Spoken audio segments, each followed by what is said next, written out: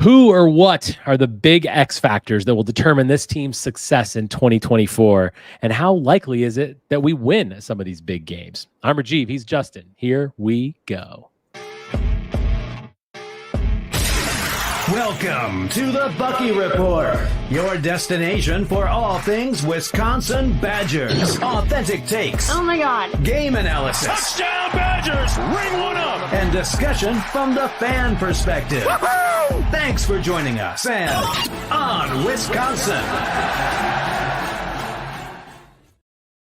Welcome to the Bucky Report. We are your hosts, Rajiv and Justin, back together on a Sunday to talk about all things Wisconsin Badgers. On today's show, as we continue looking ahead to the 2024 season, we talk about some of the key X factors that can be a catalyst for success or potentially a downfall of this team.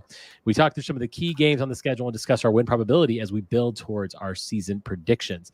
The Know Your Foe series continues with South Dakota. And of course, listener questions. Get them in the chat if you have anything that, if you're listening live and you have anything you want to talk about, we want to talk about what you want to talk about.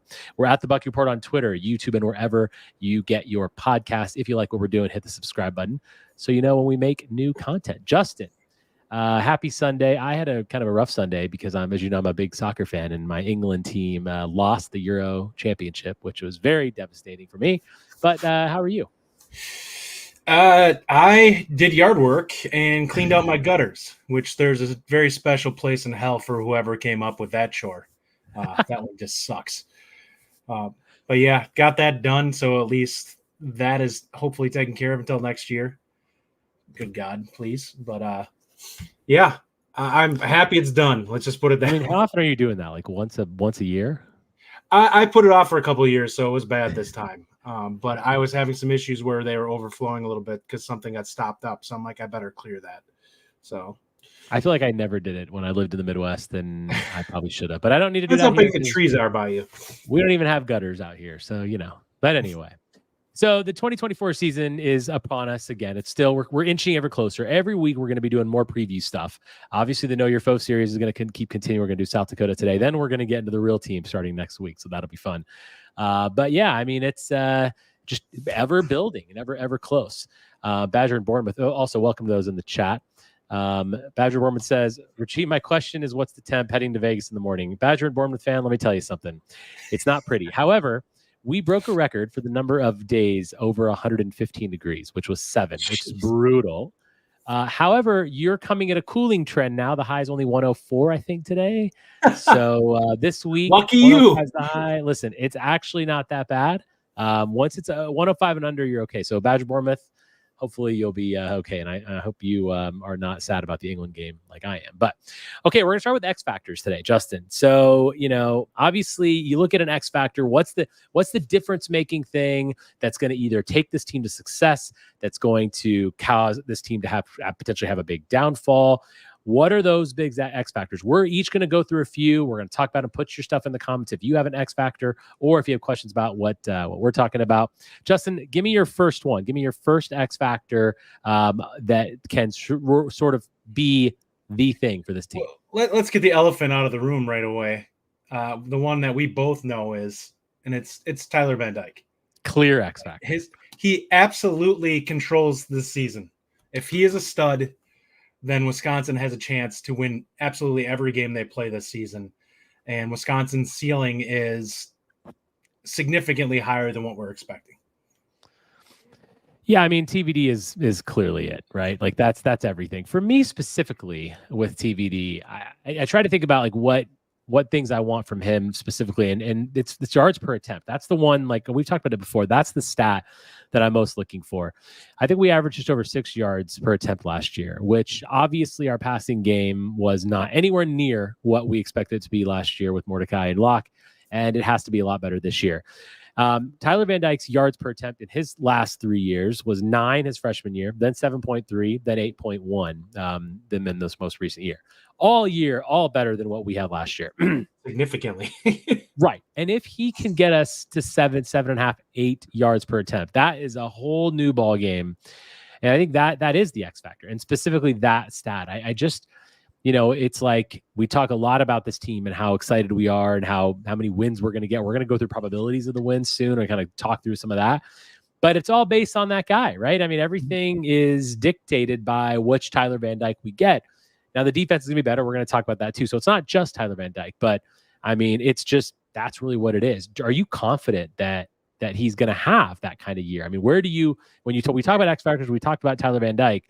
Are you worried? Are you not? Where are you at like today on him specifically and his production? I am oddly confident that he's going to at least be solid this year. I think some of the things that he's done have been a little bit overblown.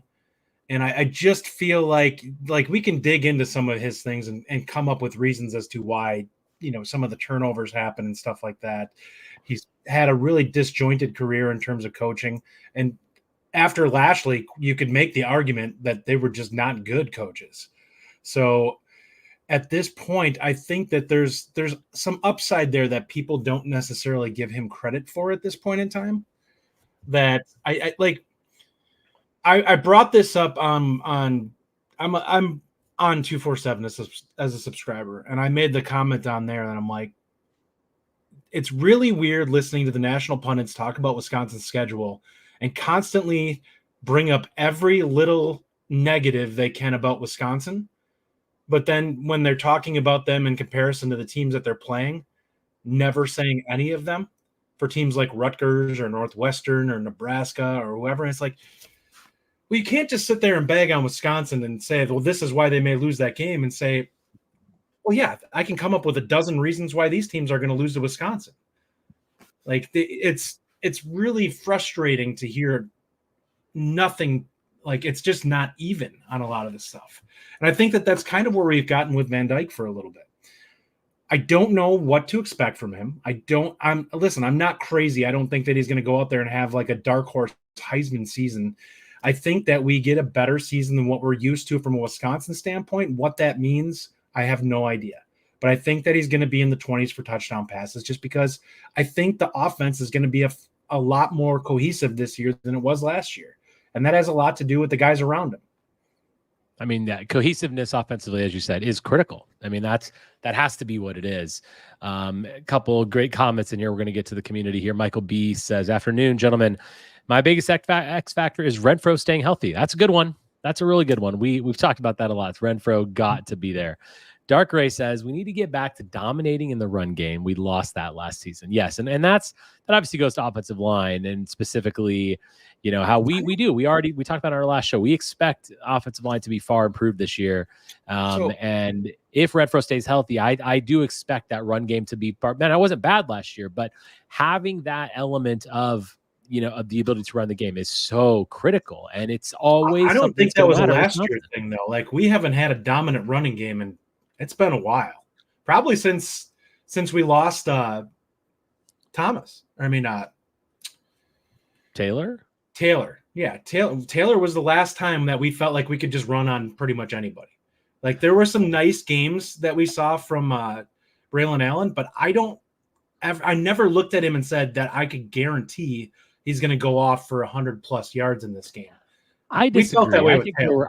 I think Braylon Allen was pretty dominant, and I think that there were times when I felt pretty confident with Braylon Allen back there that he was going to bust through and he was going to be able to get 5-6 yards and a carry against certain teams. Not every team, not against some of the great teams. I think that's what I mean. Like, that's when I look at a dominant team, like a dominant run game, as a run game that you can carry with you against pretty much everybody. Fair, and you're right about that. If that's the way you're qualifying it, I agree with you. Like, against the best teams we have struggled against. To be able to dominate the run game. I hear you on that for sure. Badger Bournemouth says one of the 3 freshman running backs may be an X factor. Yeah. I mean, that's a good one. Obviously, we don't really know whether it's you're likely thinking Gideon Atuka because he's been there, right? He came into the spring. He's got the most reps with these guys. But yeah, I mean, I feel like that's definitely very possible. Let's go to number 2. The second one for me is the wide receivers in general as a group. I'm not going to single out Will Pauling or Bryson Green or whatever. I'm going to say collectively last year, I can't even tell you how many drops we had. Whether you were on listening to this show or listening to Locked On Badgers or any discussion you were having, you brought up drops, specifically Skylar Bell, but they all did. They all had issues with drops. And the ability for this team to gel, for TVD to gel with his wide receivers, oddly enough, it's a group that we haven't talked a ton about in the offseason. I mean, we've talked a lot about linebackers and D-line and whether we have enough people there and quarterback and running back. Receivers they're staying fairly consistent in the sense that, yeah, we lose Bell, we lose DK, but you've got a guy in Pauling that we're returning a lot of production there. We've got other guys like Green. We've got a deep sort of receiver room. I think how they perform, I know you're going to go into one specifically, but how this group performs together is so critical. And can Phil Longo's second year be successful? Because as you said at the beginning of the show, at times, the offense looked anemic last year. The passing game looked anemic last year. We still won 7 games, but that's something that has to change. And I think the wide receivers have.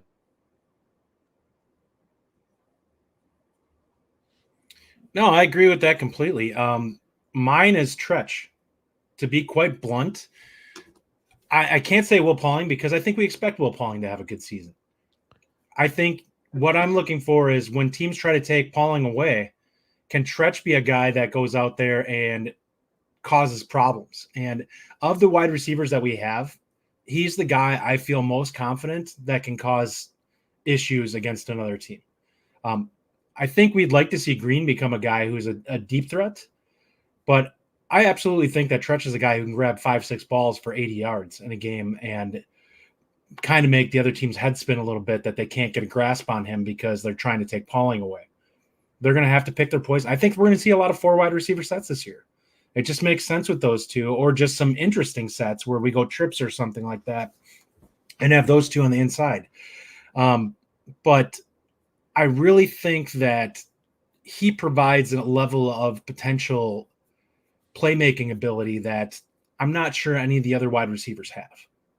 And I actually, this is why I'm so high on him for this season. I think that he's already proven that at times in spring ball, he would have days where he was just impossible to cover.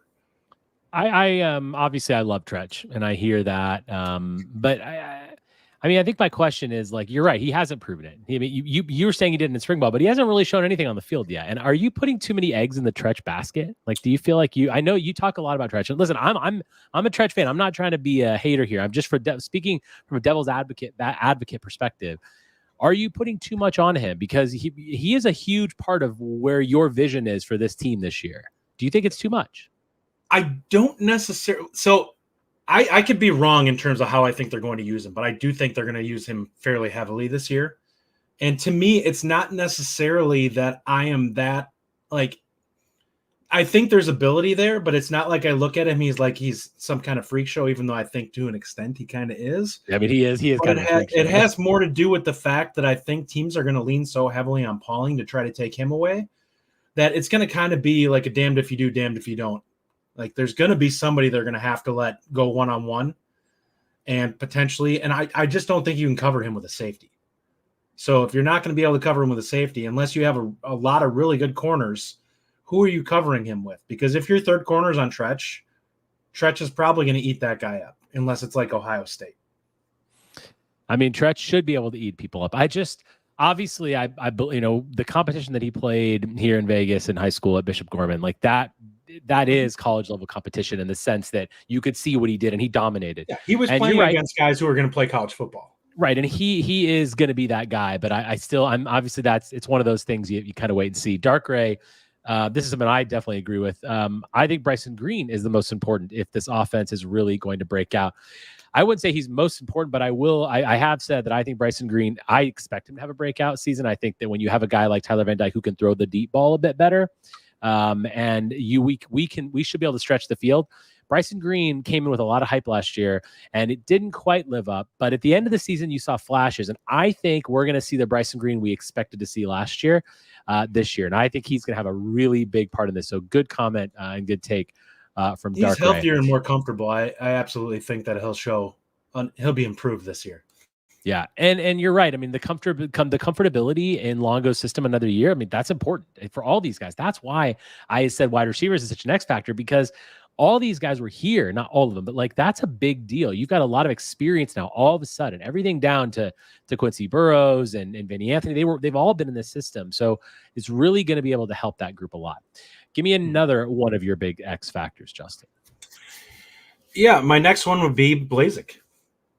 I think that the offensive line needs to take a step this year if Wisconsin wants to accomplish what they want to.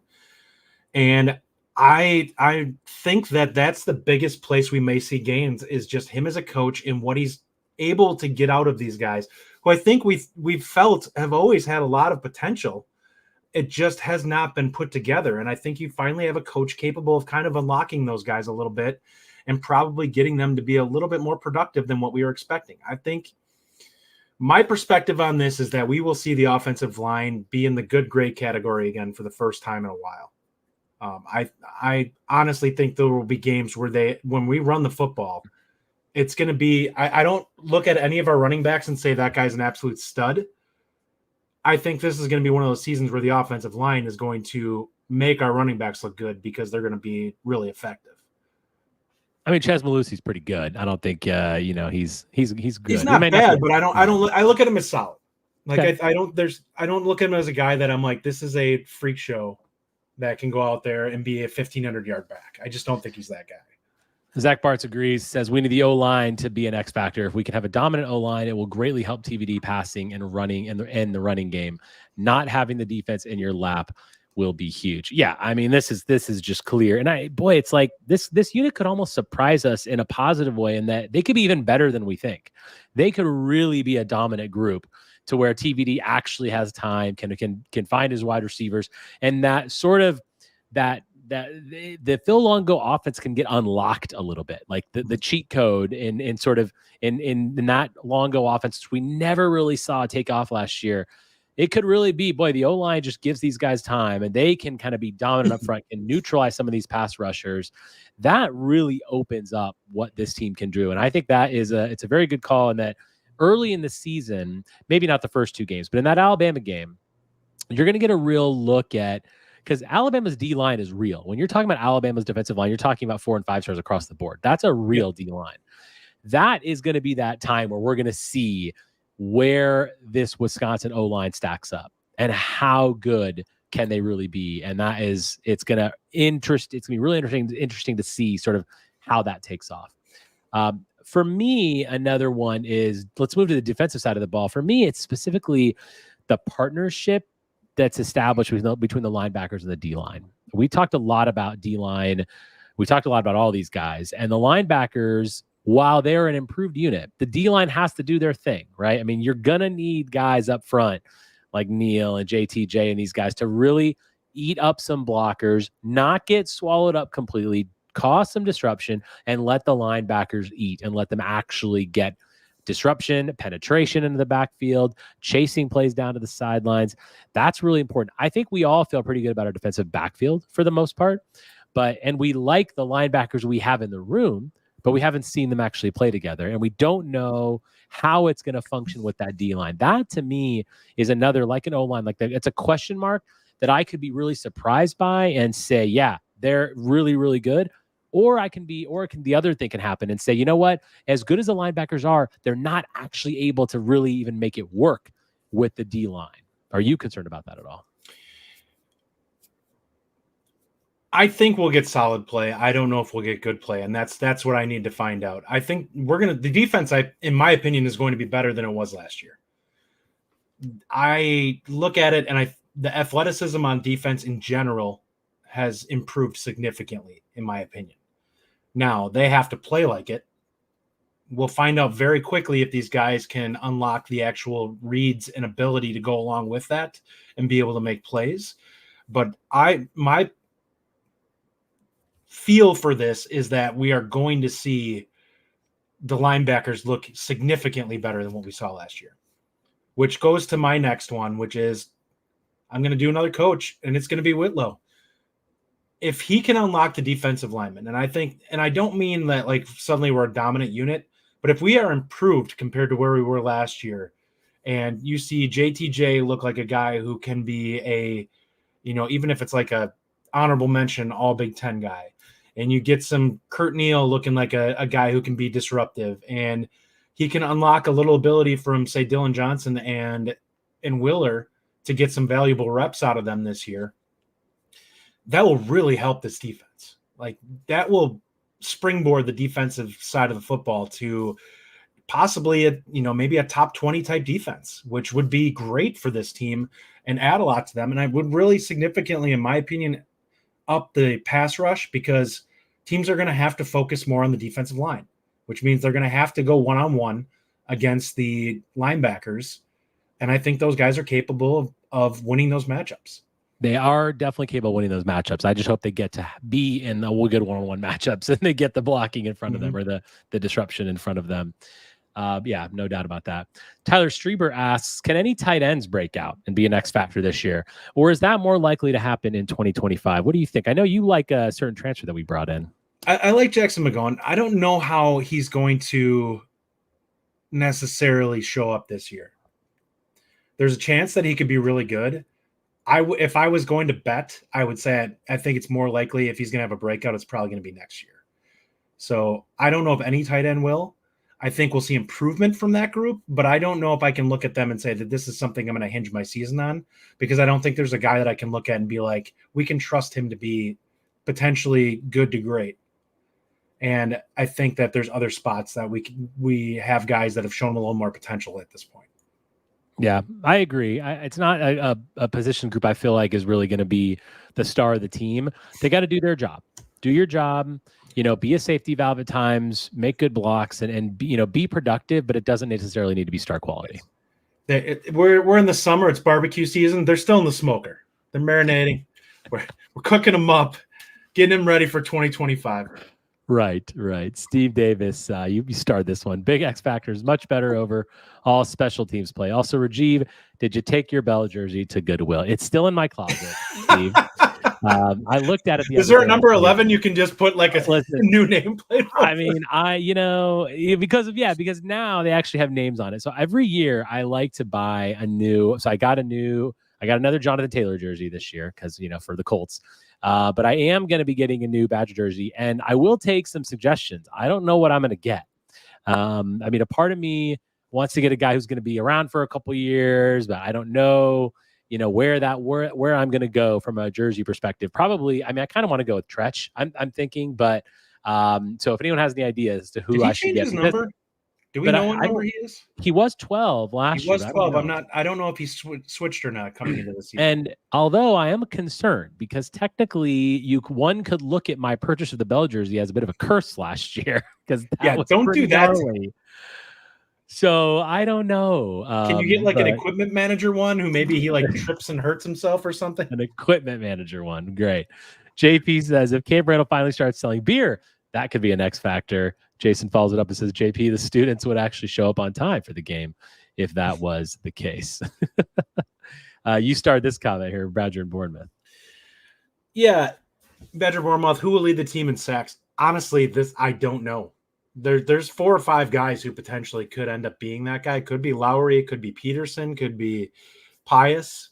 I think that there's a couple of guys in the middle that you could look at, and Jaheim Thomas and maybe even Chaney or Allegro end up being a guy that just have some really good luck or are capable of making some plays. I don't know if anyone's going to have a crazy high sack total this year. We may have several guys that are in that 5.5 to 6 range rather than having a guy who's like a 10 sack guy.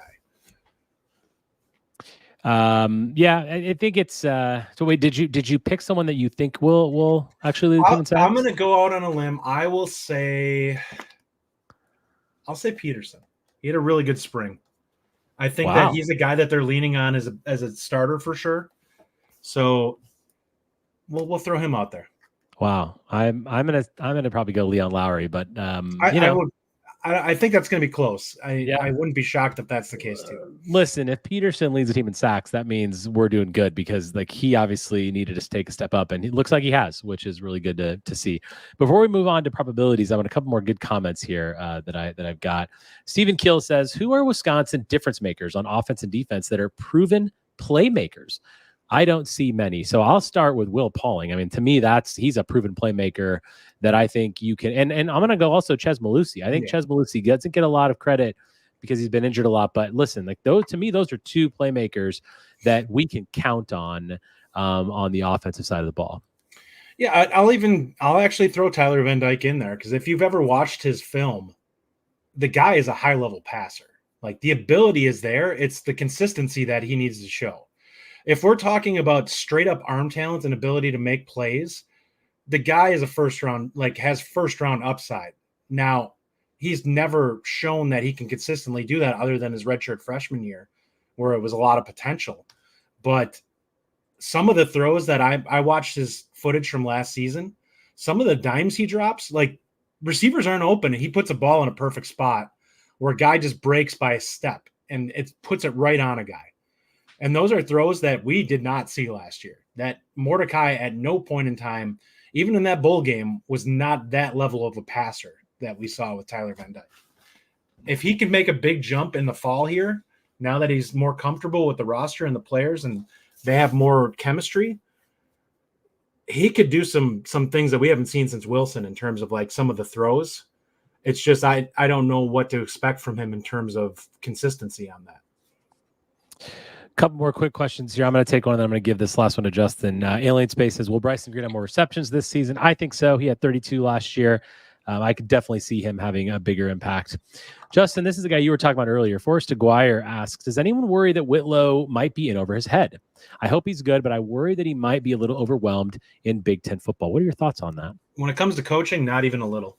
Every place he's touched, he's basically turned the defensive line into a dominant unit.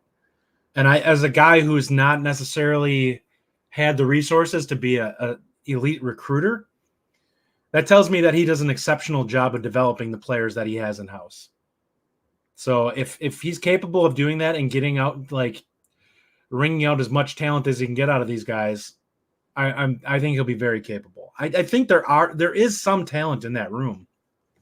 It's just, if you're looking for guys that are going to be draft picks, you're probably going to come away a little disappointed unless you're talking about the super young guys. The older guys are capable of being solid to even slightly good if we're talking about ability level. They're just not going to be all conference type guys. But they can be better than they were, and he hopefully will make them better than they were, which is the key. A lot of people bringing up, of course, difference makers on defense. Wooler and Rico are definitely proven playmakers. Yeah, most definitely. I mean, those two are great. Really good comments. Keep the comments coming in. We'll do some listener questions at the end. Let's get into some win probabilities, Justin. You did this with Ryan on Locked On about a month ago, which was cool, and I wanted to give my takes here and see if any of yours are updated. So what we're going to do is we're going to go through the schedule. We're going to skip the first two because Western Michigan and South Dakota, which we're still going to talk about South Dakota today. So we'll talk about that one at the end. Don't want to do the 90+%. Yeah, but I mean, and look, we're going to have some other ones too, but let's talk about win probability. So, you know, we've talked recently the last couple of weeks about how many wins we can get to. A lot of good stuff on these comments, the Discord, Locked On Badgers about win totals. Locked On Big Ten had us at 5, which we talked about last on Friday for the Free for All show. So I think that it's how we get there and what these probabilities really are. So we're going to start with Alabama. And we're just going to get out of 100%, you know, what your win probabilities are. And that can kind of, when you look at it as in a list form, you can kind of see like how these records kind of shake out. So I'm interested to hear your take on this one. Alabama, give me your percentage win probability here. I was on with Ryan, and I stand by what I said at that point in time. I said 30%. I still think that is a reasonable number, given the fact that, listen, there is a lot of talent on Alabama yet, but there's literally everything that we could possibly have going for us going into a game like this that we could have. There's new schemes, new coaches, an offensive coordinator that this head coach has not gone to battle with yet. They have a ton of new guys that are inexperienced coming into play, where there's just potentially opportunity that they're not clicking as much as you'd like to see a team because they don't – listen, there's a ton of talent on Alabama. There always is. But they're very inexperienced this year. And normally you have guys you want to lean on as your leaders. I'm not sure how many of those guys are still on the roster. So you're trying to find those guys on the fly. And that's kind of where this gets a little crazy for them. And it's like, well, they may cough up a couple games because you have players that were kind of stars that you were kind of hoping to have this year if Saban was still there that just aren't there anymore. And now you have young guys that you need to step up and take over those jobs. Are they ready to do it? I have no idea. So you're at 30% on Alabama. Yep. I have probably an unrealistic optimism when it comes to Camp Randall. I always just think being at home, especially in big games like this. Now I know it's 11 o'clock game, which absolutely stinks, by the way. It does. But I'm a little higher here. I'm at 40% on the Alabama game because it's a new coach, because we're at home, because it's not a place that Alabama really ever comes to play. It's going to be the biggest game that we've had in a long time in Camp Randall as far as like some of the best teams coming in. And I think that can kind of set us apart a little bit, put us over the edge. It's going to be early. It's going to be the second or third game of DeBoer's career. At Alabama, we just don't really know what to expect. A lot of the same things that you said, but I'm going 40%. I'm a little bit more optimistic about the Alabama game. I also want to throw in there, it's something that came up on the message board that I think is an underrated aspect potentially of this that people need to pay attention to with Alabama. Anytime you see a team that's stocked with stud players or blue chip talent, you have to wonder whether a head coach that's coming in from like a blue collar program like Washington, is he going to be able to handle the egos in that room, or is he going to struggle to keep those guys reined in? Because it's a little bit different ball game. He doesn't have the prestige of somebody like Saban who can be like, yeah, you're not above me. I'm the best that's ever been. This is a big jump for him in terms of what he's dealing with and the type of atmosphere that he's dealing with in comparison to what he had at Washington. There could be some growing pains there. There could be growing pains, but we always have to remember that this team is full of athletes that we don't have. Yeah, that's very true. That's really, I mean, you look at the recruiting classes, you'll see. I mean, that's clear as day. All right, so at USC, I'm going to go first on this one. I really like this game. I'm going to be at this game, which I'm really excited about.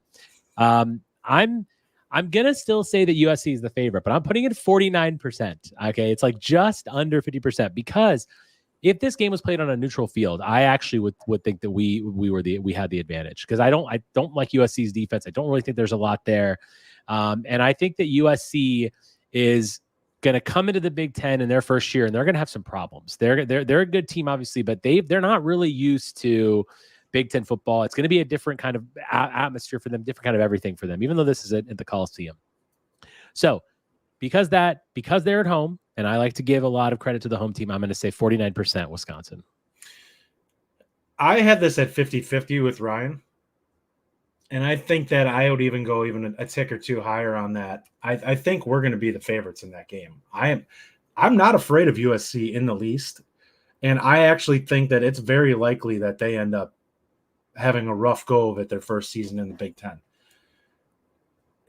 They're hinging a lot on that defense, and they're given a huge benefit of the doubt to them. And yes, as Alien Space says, USC plays Michigan the week before us. We have a week to prepare for them.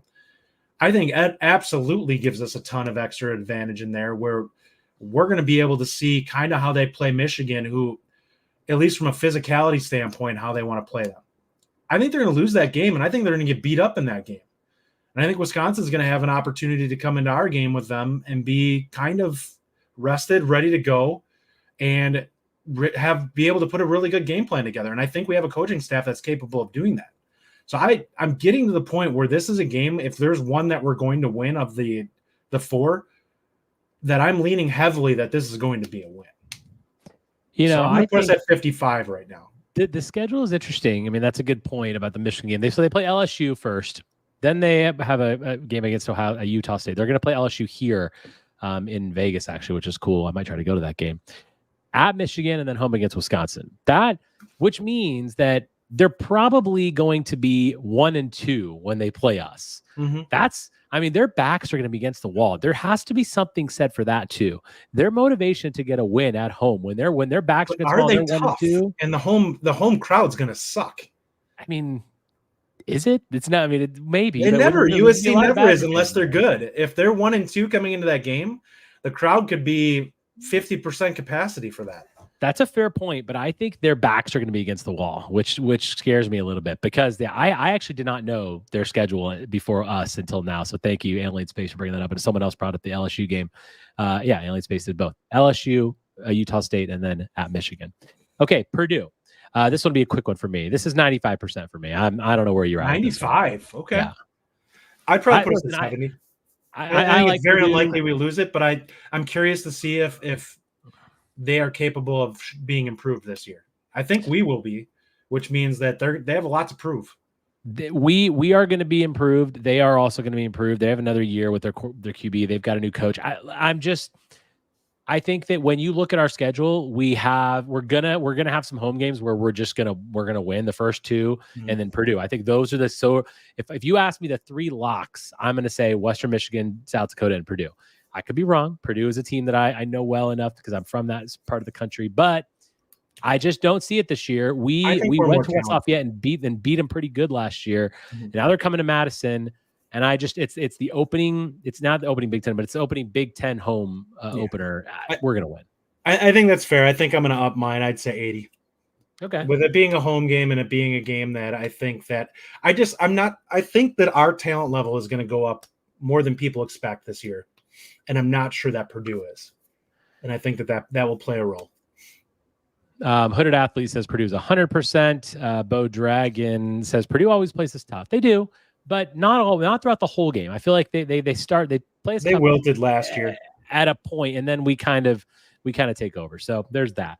Okay, so this gets a little more interesting now. At Rutgers, I want your take on at Rutgers. This is the first of two back-to-back road games that we have. I'm going to just pop this up while we're talking, so people can kind of quickly get a glance at the schedule. But give me your percentage at Rutgers.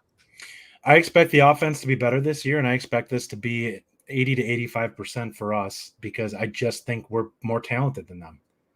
I know that they're getting more consistent there, and they're starting Kaliak Manis. They're not going to beat us with him at quarterback. Like, he stinks. He's terrible. And we obviously just don't like Kaliak Manis. Why would we? He's just not good. Like, I don't like him because Minnesota fans kept building him up like he was going to be the star, and I'm like, there's nothing other than a game against Wisconsin that has proven that he's capable of being a high-level college quarterback. And this is why when we start talking the quarterback standings for the league, I go nuts because it's like, what are we basing this on? Like, I need more than one game. That's basically what's happening with Miller Moss. Oh, he played really good against a Louisville team that basically everyone sat out. Okay. Does that mean he's going to be really good when he plays Michigan? Probably not. They're going to probably make him look pretty mediocre. So I am not as high on as you are on Rutgers. I think there's a Greg Schiano effect. I think Greg Schiano is a really, really good coach, and he's already look at what he's done with the recruiting already. Their class in 25 looks pretty good. And they have Commandant guy who I think is the best running back in this league. So I'm not saying we're going to lose, but I have it at 65% because we're going on the road, and I think Greg Schiano is going to turn that program around like he did once before. I'm not saying I'm really scared of this 2-game stretch, but it is something that like I'm going to expect us to win. And if we're taking steps forward as a program, this is the kind of game we need to win. And we can't lose. We can't stub our toe at Rutgers. Now we might, because we have always said one of these sort of middle ground games. This is one of them. We're going to probably lose one of them. But this I hope not. But I'm going to say 65% because it kind of does scare me a little bit. I just think we're going to be better offensively, and I think it's a game where we're going to be able to score. I just don't know if they have the athletes to stop us defensively and to be that disruptive against us. Mm-hmm. We shot ourselves in the foot a lot last year against them. Yeah, I mean that's fair. All right, give me your Northwestern percentage here at Northwestern. Man, I'd love to say 90+% on this because I think this team is going to come into this game being angry over last year. But with the field being a glorified, like it's like a middle school, high school football game going on, it's really hard for me, especially on the lakefront where who knows what the wind is going to do. I think they come really locked into this game, and I think I'm going to put us at 70%. I think we do win this game, and I think there's a chance that this is a blowout because I think the players, they kind of got their manhood taken in that game last year. And I feel like that team kind of galvanized over all the stuff that happened to them. I think they played a little over their head last year. I think we may see Northwestern kind of come back down to earth a little bit this season. So they did outplay. Obviously, they had a new coach. They definitely kind of outperformed expectations and overachieved a bit last year. I'm going to go. Badger Bournemouth has a comment here that I'm going to put up, which kind of helps explain my position on this. He says Northwestern on the road is always 50-50. Similar to what It was with someone Chris. I mean, before that, we pretty much dominated. Well, Bo Dragon had a comment earlier about Purdue, and Purdue always playing us tough. Well, I think Northwestern always plays us tough, and I agree with Badger Bournemouth. This is always a game that scares me. I don't care where we're playing in Lake Michigan, out of Lake Michigan, this weird field. Northwestern on the road always gives me a little bit of fear, nervousness, chills, sort of goosebumps. I get scared from it. That being said, I agree with you that they're going to take a step back and we're going to be better. Thus, I don't actually say it's 50-50. I'm, again, just like Rutgers, saying 65%, because I do get a little bit nervous. These two games, when I look at the whole schedule, these are the two games, Northwestern, Rutgers, where I'm like, okay, if we're going to have that 9-10 win season, 8 even, we're going to have to win both of these games.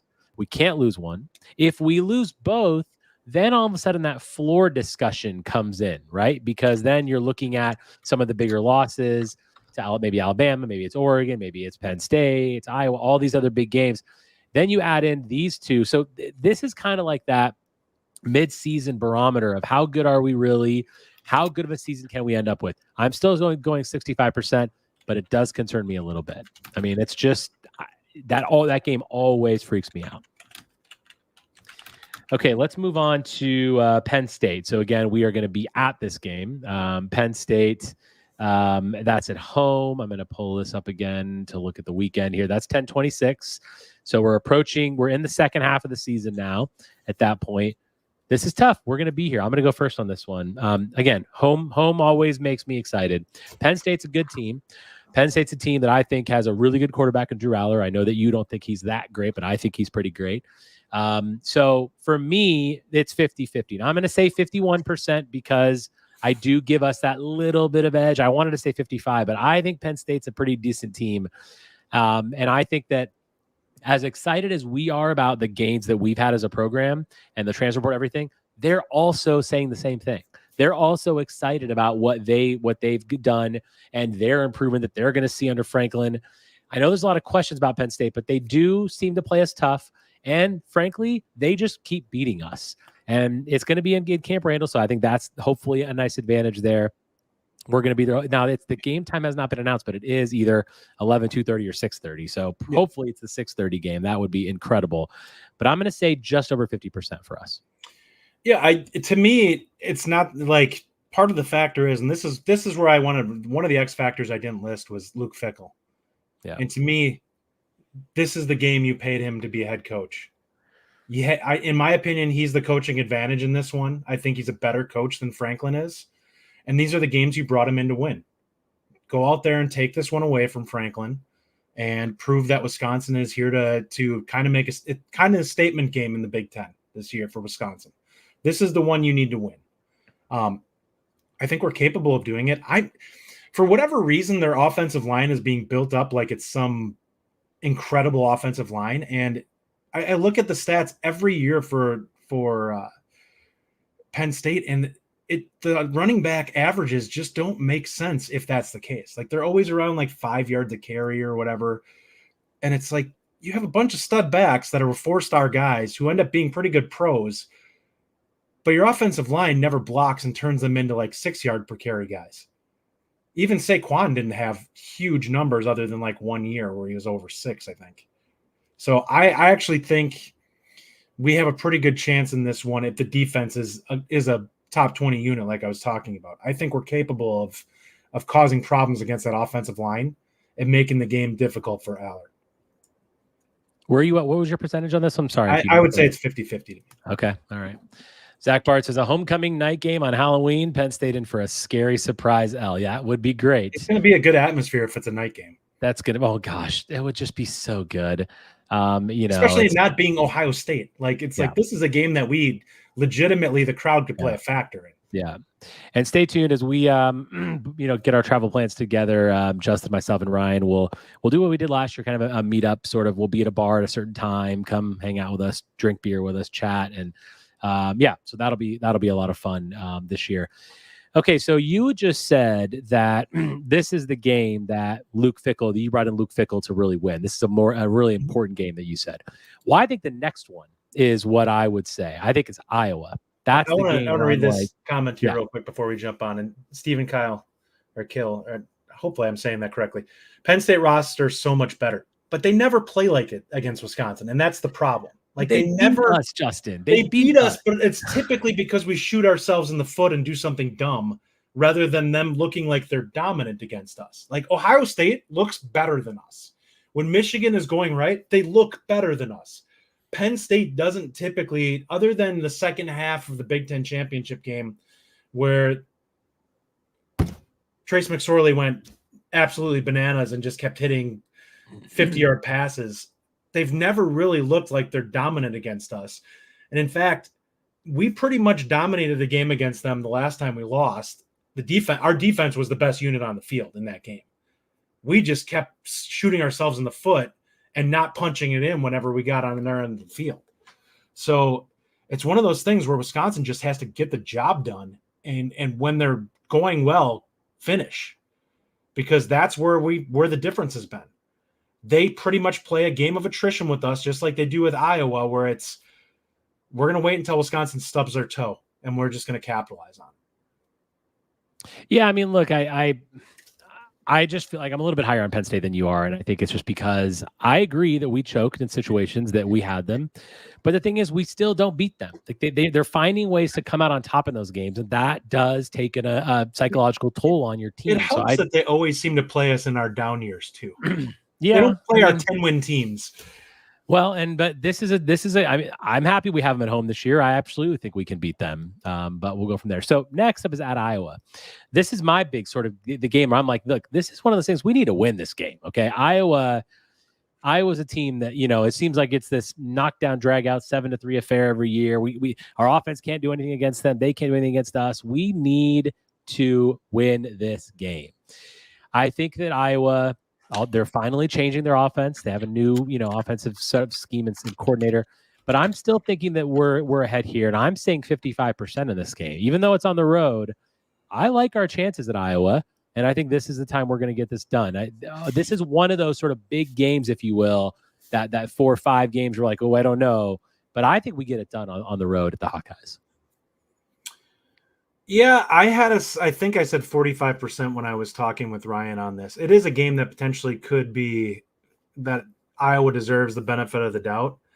But if Wisconsin is what I think they're going to be this year, which is an improved team, and the offense I think will be quite a bit better in my opinion, I still don't know that I believe Iowa has playmakers enough on that offense to really do much, even if the scheme is better. I just don't know if they're going to be able to score more than 20, 25 points a game. And I think that that's going to hurt them until they can prove that they can actually, scheme up some points that they're not getting. So if that's the case, I think there's a reasonable chance here that Wisconsin ends up winning this game simply because it may be a game 1st to 20. And I think that Wisconsin's capable of doing that. I think our defense will be a little bit better too. The linebacker play will be significantly better in this game than it was. I mean, that probably cost us the game last year. Bo Dragon says Iowa is saying the same thing about us. Yeah. You're probably right. I mean, I think Iowa fans are saying the same thing. I think Minnesota fans are going to. They seem to think their team's going to be good, which I'm going to get to a nice. I have no idea where that's coming from. I don't know what that's all about either. Jeff Olsen says Iowa has a soft schedule. Yeah, I mean, look, I think that this is just one of those. It's kind of a bellwether game. It's a barometer game for us. Like you want to see how where Luke Fickell is in year 2, how it's all going for him. This is one of those games. Go on the road to Kinnick Stadium and get a win. Michael B, one long run for a touchdown, and their punter beat us last year against Iowa. You're not wrong there. That is going to be a significant factor in this game. That's going to be different. Is you're no longer going to have a freak show of a punter that's going to be able to pin you every single time. And Cooper DeJean on the Cooper DeJean returning him. Yeah. Yeah. I mean, Iowa, geez. It's like those little tiny things that they just got us last year. All right. So let's go on to Oregon. I'll go first on this one. This is my my lowest percentage, sadly, because I have one of my closest friends, my old neighbor here, is an Oregon guy who was just in my house watching the England game. And yeah, I really want to beat the Ducks because, again, we always tend to lose against this stupid team who beat us in Pasadena. 35% for me. I just don't really see us. I think Oregon and Ohio State are the 2 best teams in the league. I think they're going to be the teams that fight it out for the Big Ten championship. Oregon's got slightly more favorable schedule compared to Ohio State because obviously they play that game in Eugene. I'm going 35%. Would like to think we could get a win here, but just really don't really see it happening. So this will be interesting. I'm curious, at least for me, looking at this. Last year, we saw a really good Oregon team that just basically embarrassed everybody, play Washington and lose both times. Yeah. And I'm curious if that's just who they are, and they're more susceptible to trip ups than some of the better stud teams out there. I think 35 is probably about right. I think that's a game that if we end up being really good, this could be a much closer to a 50-50 game than what we expect at the beginning of the season. But we need to see the growth, and we need to see that there's some room for them to be tripped up. And I think it's a possibility for sure. Whether or not that happens, we'll see. I'm interested to see if everything comes together with Dylan Gabriel for them. Yeah. Is he going to be the same as having Bo Nix, or are they going to take a step back offensively? Because if that happens, that could be a factor in this, where the offense just isn't quite as good as it was last year, but maybe they get a little better on defense. And it kind of just balances out. Let's move on to the last two here. Curious as your thoughts. At Nebraska, what's your percentage there? I have us at 60%. I think we're going to win that game. I think they're going to be improved. I think it's going to be a good game. I've said the last time I talked to Ryan about it, because I think somebody made a comment about them. I think it's going to be a game that we're up by 7 for most of the game, and then we maybe get a field goal late and win it. But I just don't trust that Raiola is going to be that guy this year yet. And I think our defense will be good enough to have him struggle. We're going to be one of the few, like the second half of the season for them, he's going to really have the things get amped up. They're going to turn the screws to him quite a bit with a level of talent that he's going to suddenly have to play against. And that he could wilt. Like he could go from having a really easy start to the season to suddenly having teams really punch him in the mouth. The last two teams on this schedule are two teams I just don't like. So, yeah, Nebraska. You made a fine hire with Rule, and he may be good. We'll see. I don't think you're there yet. I agree with you on the dot. I'm actually exact 60%, the same as you. I think they're slowly improving, and Rule is going to have them playing better. And I don't think this is not a game where I'm going to be like, okay, we're going to go here and dominate. No, that's why it's look better simply because their schedule stinks this year. It's a joke. If Wisconsin, it's borderline what Wisconsin's schedule was last year. Yeah, I mean, we should have been like 10 yards. To start, they're going to basically be 6-0 unless they really have major hiccups. They're going to start 6-0. Yeah. So that's that they're going to, and when Nebraska is 6-0, where the heck are they going to be in the rankings? Way up there, because when Nebraska's 6-0, people are moving heaven and earth trying to get them to the top of the rankings. So, but they're going to fall hard. They've got to play Ohio State. They've got to play us. They've got to play USC, I think, as well. So there's that. Last game, Minnesota. I'm going to go first on this one. I want to say 100 just to piss somebody off, but I'm not going to. I was at the golf course yesterday. I played golf. I was at the range yesterday morning, and I'm walking off the course, and there was a guy who had a Minnesota, golf bag and golf towel, and I was just thinking, oh man, Minnesota. And then while he's sort of cleaning his club, whatever, getting ready for his round, he looks to his playing partner, and I just coming in the middle of this conversation, he says something to the effect of that PJ Fleck could be National Coach of the Year. I'm like, you are kidding me. Well, and I didn't say anything. I just kept on walking. I wasn't wearing anything Badgers. My golf bag is Colts, so I didn't say anything. But I came home and I texted Ryan and Justin, and I said, this is what happened. And they were both like, oh, I would have said something right back to him. But no, I didn't. If you want to know what you should have done, you should have taken a leak in his golf bag. Well, that sounds pretty nice.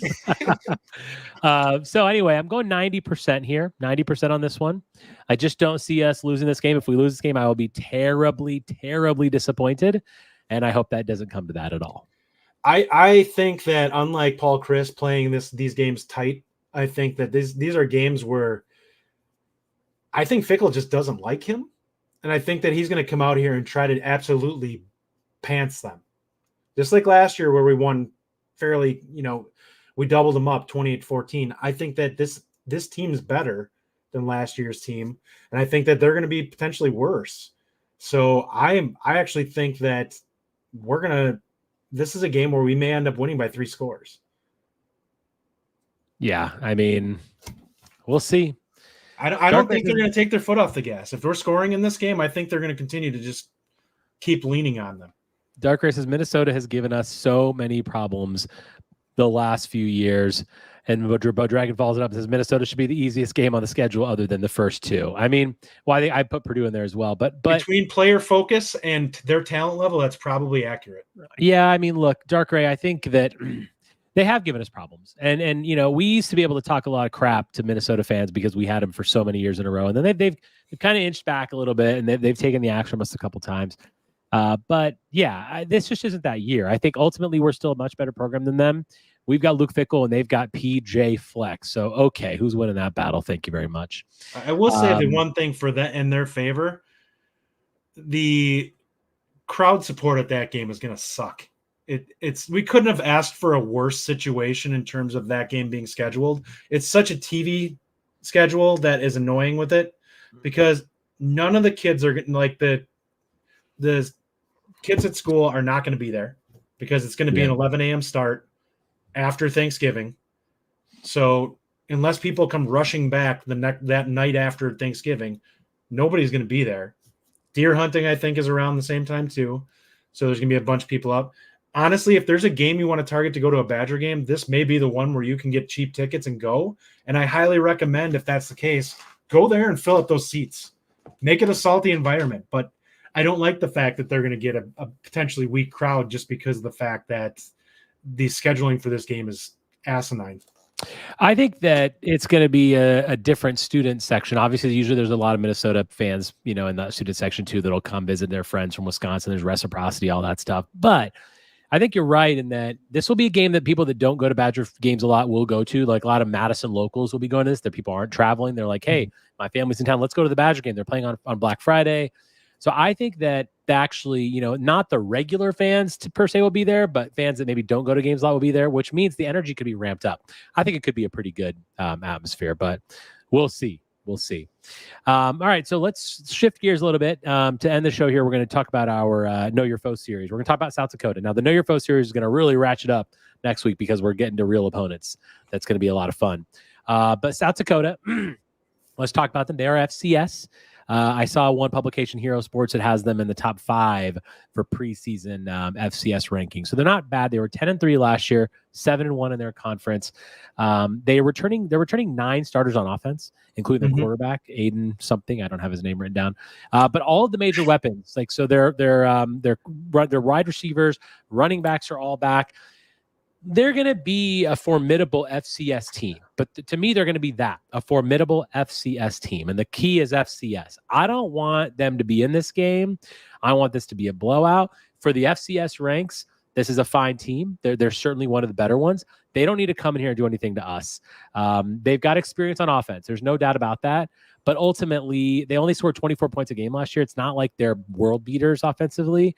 And there's that. Defensively, and I'll turn over to Justin for his thoughts. Defensively, they ranked 8th in FCS last year in total defense. So they've got some good playmakers there, but they lost 3 of their best defenders to either, I think they all graduated. So that ultimately means that this team, to me, is probably going to be about where they were last year. So their losses are going to be to FBS teams, and one of them better be to Wisconsin. Yeah, the quarterback's Aiden Bauman. He has a very Wisconsin stat line, meaning he's a shade under 200 yards per game passing. He's 15-6. I think they probably have a solid offense, but they're not an offense that's high scoring. They're not going to be a one that we really struggle with. My guess is stopping them. I don't think they have playmakers enough to really challenge us. And this is a game Wisconsin has to absolutely lean on them and make a point. These are the games. These first 2 games are where you go out there and you show how much growth you've had from last year. And you prove that, Wisconsin's back to mollywhopping these teams that don't belong in the same field as them athletically. So go out there and drop a 40-plus bomb on them and get the game over with by halftime and get your young guys playing. Yeah, I mean, I think that, listen, this just needs to be one of those games where we don't even worry about it. We have historically had some problems early season. Think back to the Buffalo game. There's been other FCS opponents that have given us a little bit of problems here and there. We've never lost, though. I think that this is going to be one of those games where, again, early season barometer. Can we just, as you said, mollywop these teams? That'd be pretty great. I would love to see that. And we need to flex our muscles a little bit because the week after is Alabama. So we are going to be previewing Alabama next week, and we're going to talk a lot about that one. We wanted to kind of burn through these first two, but then every other game from here on out is going to be pretty fun to talk about their opponents. And we're also going to be bringing in some other people from other pods to talk about their team as well, as we highlight some of these bigger games. We're going to end the show on this one, Justin. This is a question from Hooded Athlete. It says, what are the odds that we actually hit the over on the 6.5 win total? To me, it's pretty high. I would give that, if we're going in the same sort of ilk that we've done this whole show, I'm going to give that like 85% that we go over 6.5, because 6 is my floor. 5 is bananas. Ryan Herrings did a great show this morning talking about that again. I think that's just crazy. I don't know. You look at our schedule, we're going to get that 5. 6 is the floor. So basically one more over our floor. To me, that's 85%. I just think if you're bringing Fickell in to be what you think he is, you expect him to be a coach who's good enough to trip somebody up. So you could go 7-5, lose to everyone that, like, every big game we have, and lose to Iowa and still finish 7-5. Now, worst case, you lose to, say, Nebraska and you're 6-6. I just don't see how those teams, you look at them and say, like, there's so much showing on those teams that you would think they would have an advantage over Wisconsin. I just don't. Like, I think we're going to be favored in every game that is not those top 5. I don't know if we will at Iowa or not. A lot will be whether that offense actually takes a step or not, and whether their defense is as good as it was last year. We could go into that game being the favored team. Yeah. I mean, boy, oh boy, we're so close, man. I think it's 48 days today, I believe, 48 or 47. I don't know where we are. We'll end the show there. A couple really good comments I want to just put up here to kind of some good positive stuff from someone who's not always the most positive. Bo Dragon says, if they beat Bama, they will have confidence of the gods. Think about that. Think about what happens if you beat Alabama and you go into a bye week 3-0, and then all of a sudden getting ready for USC, and you're getting ready to go to USC. You win that game, and all of a sudden it's like Rajiv's going to have a optimism galore. I mean, I'm going to go crazy if that happens. Like, can you even imagine? I'm going to be calling for the national. We might need to find those Oregon tickets too then. Oh boy. I mean, it's going to be crazy. Greg Lincecum, I started this one earlier. This is great about the Iowa game. We're going to wave to the Children's Hospital after the first quarter and wave goodbye to the Hawkeyes after the fourth quarter. Well said, Greg. Well said. Justin, final thoughts before we close the show. Yeah, I mean, we're getting close to the season now. We're going to start seeing some fall camp stuff. I'm really looking forward to that. I'm going to probably head down to the August 10th open practice. Hopefully see some of you guys down there. I'm looking forward to see what's going on here. I really am hoping to see some growth and to honestly get my eyes and actually see the players make plays. I think we're being slept on. I do. I don't know how good this team is going to be, but I really would be shocked if we somehow end up not hitting the over.